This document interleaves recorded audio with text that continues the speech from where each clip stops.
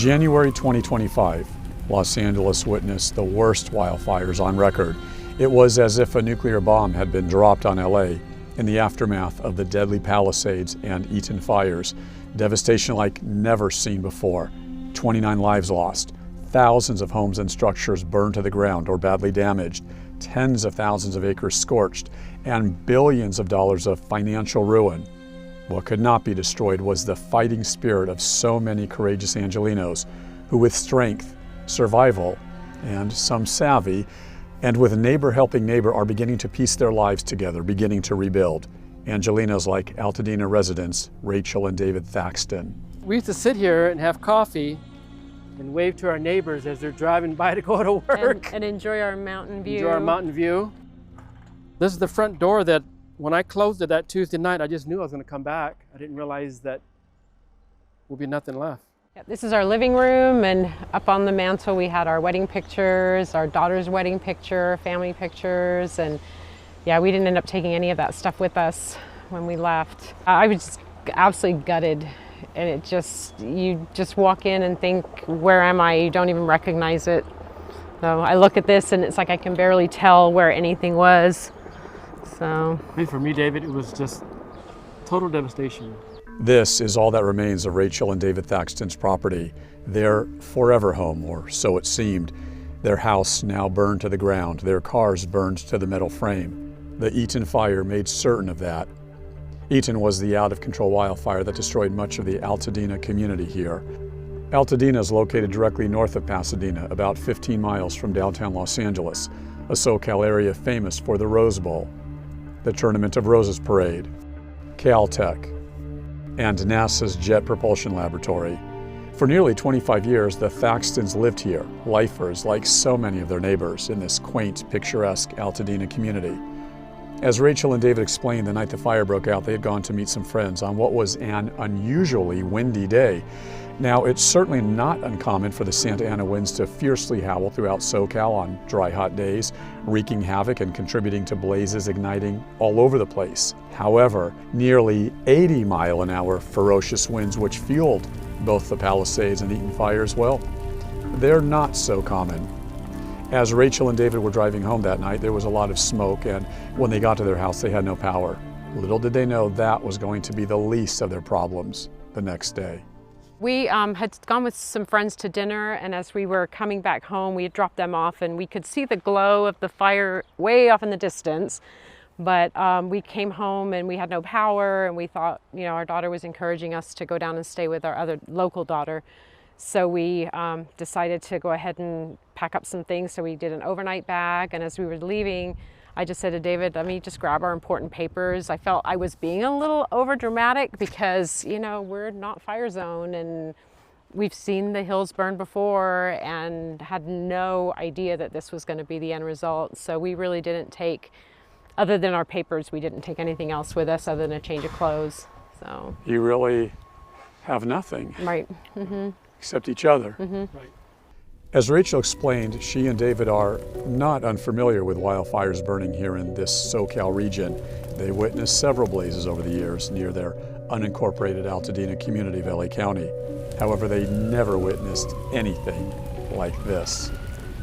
I've lived here long enough where I've seen fires in the mountains, and I always thought, we're not in the fire zone. And that night we left, I kept thinking to myself, and I even told my wife, we're going to be back, we're going to be back. So I never thought that it would come this far, and to see this and to think that everything that we've built up here is now gone. There's our couch, honey, where we used to just sit and look out the window. There's our ceiling fan that was right here. And as you can see, we had a pretty good sized picture window, so that for us was our mountain view. This is why we moved here. Look at that, the mountains are right there. Then our kitchen was over here. We just remodeled that in 2020, and it was, it was our kitchen. We were so happy with it. Because we got everything we wanted in that kitchen. Mm-hmm. And I know over the years you both put a lot of money into this house to make it what it was. Yes. Mm-hmm.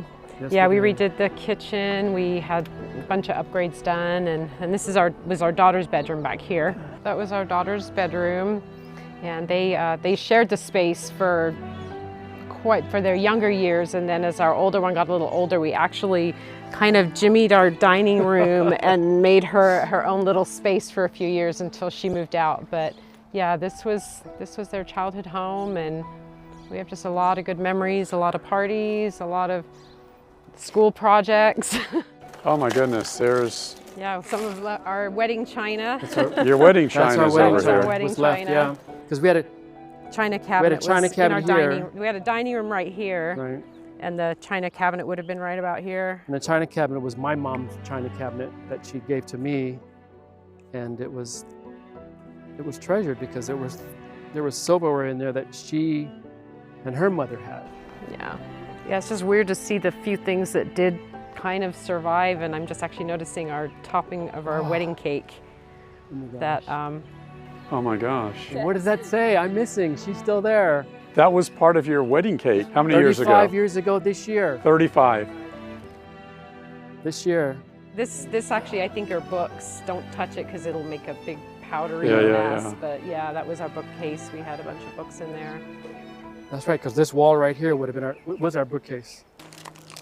So this is what's left of my barbecue, patio furniture. This was a gazebo. We drive up here, and it's like there's no point of reference, so it looks completely unfamiliar. The first time we came up, as we were driving the streets, I didn't even know what street we were on because I didn't have anything to kind of, give me a frame of reference. As Rachel and David sift through the rubble and their once precious memories, they know they're not alone in their tragedy, their loss. Thousands of families like the Thaxtons lost everything, either in the Eaton fire or the Palisades fire that also scorched the LA earth. Pacific Palisades is a SoCal community partly located from Sunset Boulevard to Pacific Coast Highway in the Pacific Ocean, a giant swath of land that also in part divides Santa Monica and Malibu. For decades, the Palisades have been home to everyone from doctors and lawyers, Hollywood actors and producers, to working class folks, surfers and students. Unfortunately, no matter what socioeconomic background, most residents did not go unscathed in the Palisades or Eaton fires. Today in Altadena, it's that Thaxton fighting spirit that's helping neighbors rebuild their homes and their lives. And even with their strength and resilience and their never quit attitude, there is overwhelming sadness for Rachel and David. The initial few weeks, it was just like the utter shock of it. And now I think we've developed this like deep homesickness. And we've said a bunch of times, I just want to go home, and just that feeling like, and then I look at it, but I don't recognize it. And it's just heartbreaking. I just recognize parts of it. And it's not complete. It's just holes. There's holes all around this yard. And that this is, I guess like my wife was saying, it's just the loss of what we build.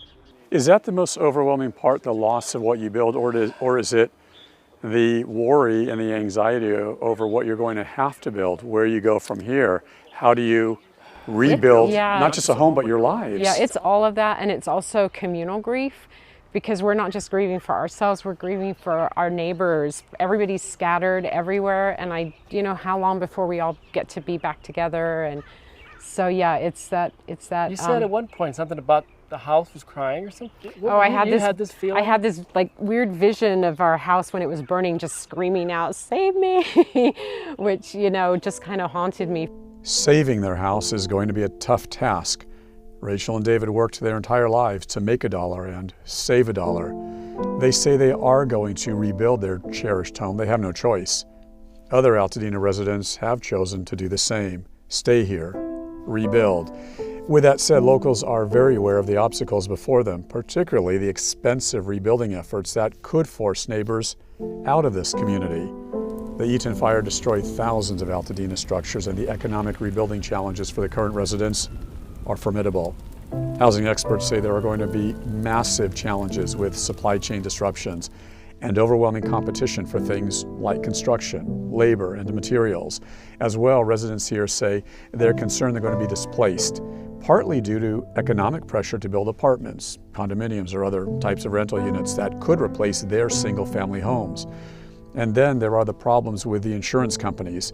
Yes, some Altadena homeowners like Rachel and David have begun to receive payments for their destroyed properties. Others have not, mired in the red tape and bureaucracy of the insurance industry. And there's fear among some residents here that mega wealthy real estate developers with deep pockets are going to make neighbors who cannot afford to rebuild an offer they can't refuse. In other words, they're now going to possibly have to deal with predatory developers who are trying to purchase some of these burned out lots.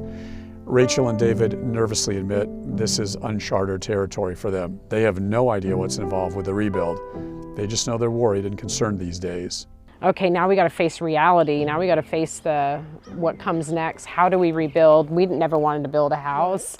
Not rebuild, no. And also, there was a point you said that our whole history has been erased. Yeah, it feels like everything has our, been here. Yeah, everything is here. So yeah. now we're starting from scratch. Everything we've known is gone. The history possibly erased. Your fighting spirit, your legacy, your strength definitely not erased. I am guessing that's what is going to be carrying you through. Yeah, well, our insurance company's actually been very responsive. We've had a lot of response from them, and they're very communicative. So in terms of, getting the payouts, I don't think that's going to be so much of an issue for us. I know for a lot of people that were, dropped from insurance or very much underinsured. Again, I don't know if we're underinsured because I have no idea how much it's actually going to cost to rebuild a home. But, then it's a matter of, finding an architect and drawing up plans and fulfilling, permit requirements and, just the anxiety of, making sure we're not falling behind and not making this take longer than it needs to, because we want to be back here as soon as we can. That's kind of the biggest anxiety, is just how to even go about it, not having any experience with any of this and it coming on us so suddenly. Because most people, if you're going to build a house, you're thinking about it for a while and you're planning, but all of a sudden it's like, boom, we got to do this. So that really stresses me out. And I'm kind of more the paperwork person out of the two of us, so I feel like, that's something that really stresses me. And then the big question is, we want to build it exactly the way it was when we left. And we know it's not going to be exact, but we're going to get as close as we can. And this, of course, for the size, we have to, because it's the footprint of this property that our insurance is only the footprint, so we can't go wide, we can't go tall. But I want it back like it was, because that's what I remember. So far, what have they told you, whether it's the city, the county, the architects, the engineers, the folks who do all the mitigation, do all the clean out, so to speak? This is a labor-intensive, Herculean, arduous task that you're going to be dealing with. What have they told you so far? Well, there was that phrase, like to like. Yeah, we can build like to like, and which is the same footprint. Right. Yeah, and I think they are allowing an additional 10%. I don't know that realistically we can do that on our lot, but so we know that we can do that. But in terms of the cleanup, there's a map that we can go to that's showing, you can put in your address and it'll show you like what phase you're in. So we're still waiting for, I don't know for sure, I can't tell if they've actually done all the hazardous cleanup yet. But then they'll come in and do debris removal. But again, we don't have a date. They'll call us 72 hours in advance. We can either be here or not be here when they do the debris removal. So, and what we've heard is Army Corps of Engineers, I guess, are the ones that's going to come in and physically take all this away. It's so new, though. It's such a different animal. This is not your normal rebuild, obviously. It's not your normal rehabbing a house. Is your anxiety that you were mentioning before just the fact that you don't know what the future is going to bring as far as where you go from here? Yeah, I think that is. It's like finding the right people, finding a reputable contractor and, trying to stay within a budget and just not knowing whether with, this many homes, thousands to be rebuilt, what's going to happen with the price of materials or availability of contractors. And so those things really kind of worry us, and in terms of what is the actual bottom dollar going to be for what we're going to end up having to pay to rebuild. Are you going to be okay financially? Do you folks have the money? We hope so. I mean, our insurance, again, I don't know what it costs to rebuild a home at this point and what it's going to cost. So, but we have some money we can fall back on if we need it, and there's FEMA and there's the SBA loans, and so we've kind of put in for FEMA. We're working on an SBA loan, and we're reaching out to just everybody at this point. You both work your entire life. You're a bookkeeper in a law office for 35 years. Yeah, their office manager too. And the office manager. You are a courier, if I'm not mistaken, for FedEx. You're 30 years, you finally retire. You're about to live what you had expected to be a comfortable, quiet, financially sound life.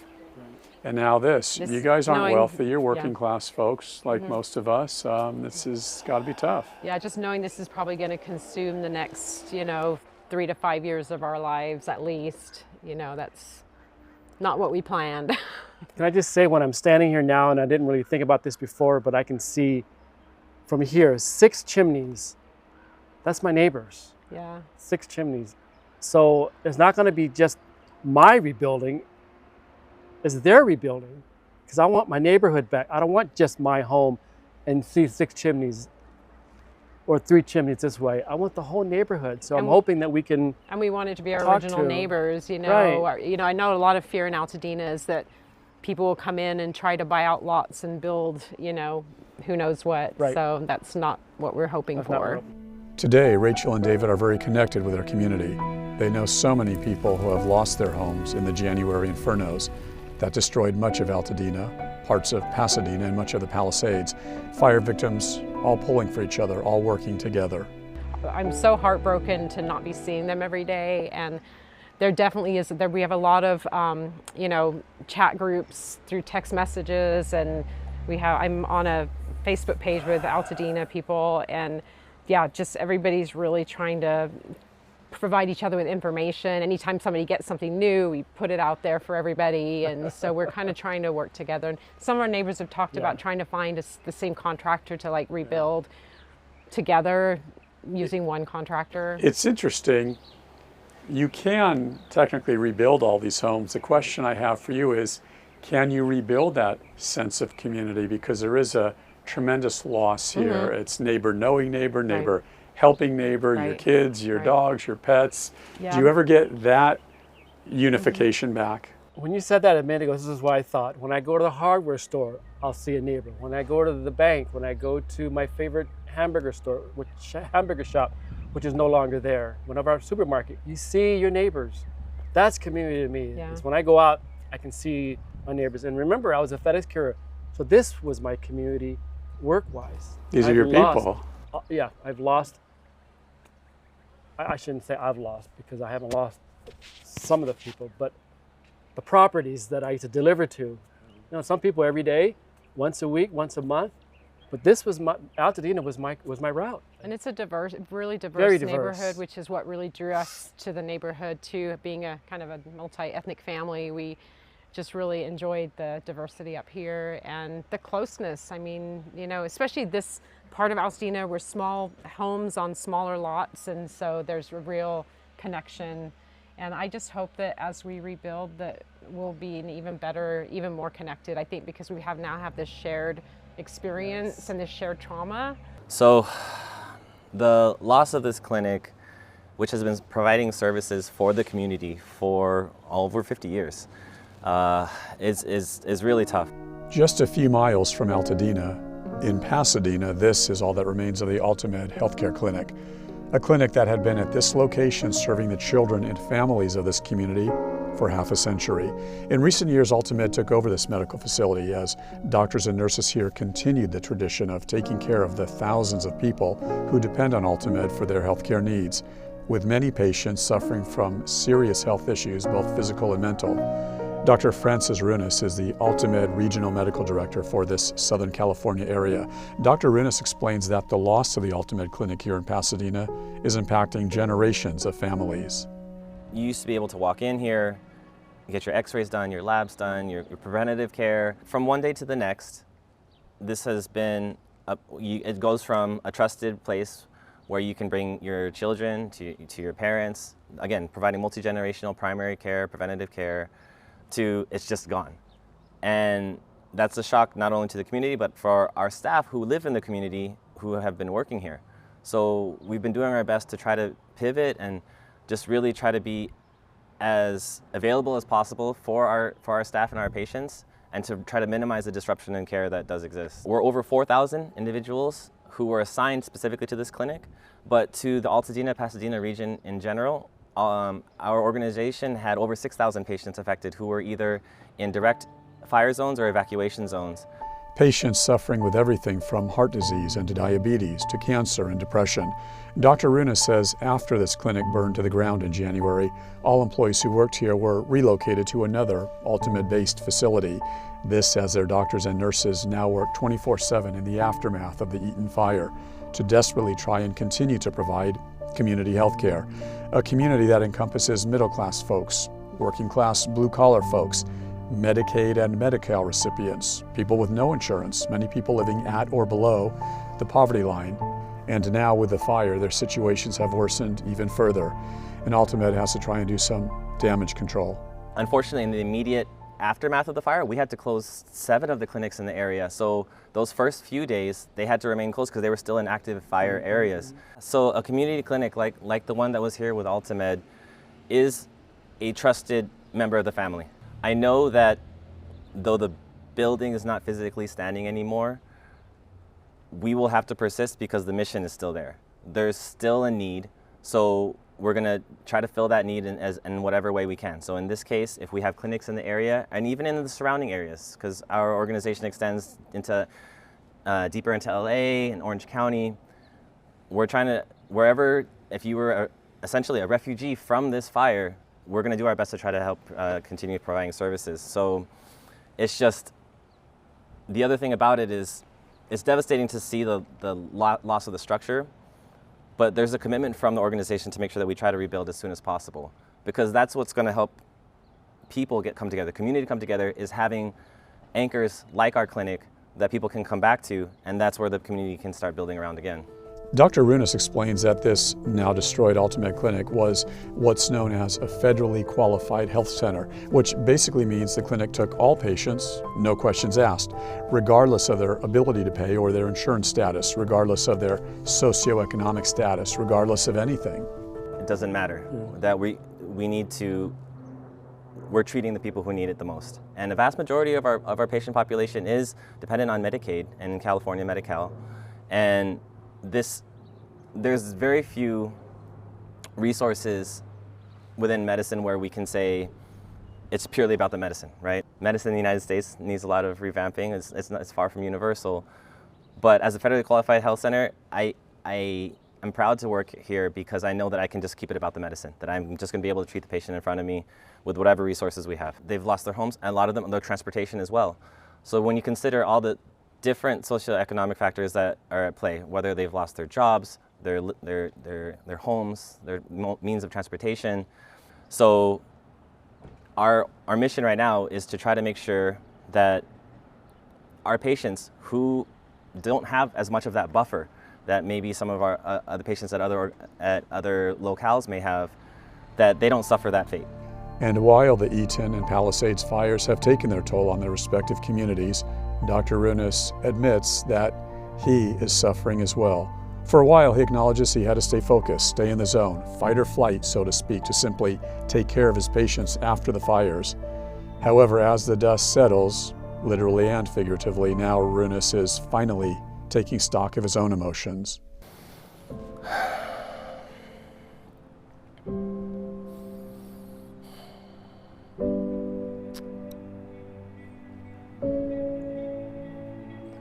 I'm sorry, it's difficult to really like pivot because I still have my life, and it's one of those things where maybe I do feel a little bit of like survivor's guilt that you know, how am I here and then other people are not, but with this opportunity that we have to do our best with it.